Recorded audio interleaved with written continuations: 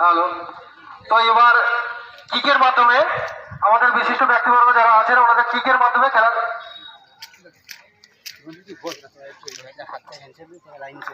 আচ্ছা, গ্রাম বাংলার ঐতিহ্যবাহী ফুটবল অনেকটা হারিয়ে যেতে বসেছে। আগের থেকে আমরা যে উন্মাদনার মধ্যে দিয়ে ফুটবলটাকে উপভোগ করতাম আগে, সেই উন্মাদনাটা যারা ধরে রেখেছে তাদেরকে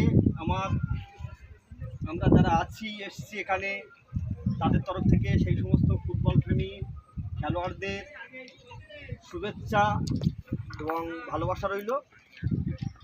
সর্বোপরি এখনকার এই মোবাইলের যুগে ফুটবলটাকে ধরে রাখার জন্যে, যারা এই ফুটবল খেলাটাকে ধরে রেখেছে তাদের জন্য আমরা গর্ব অনুভব করি।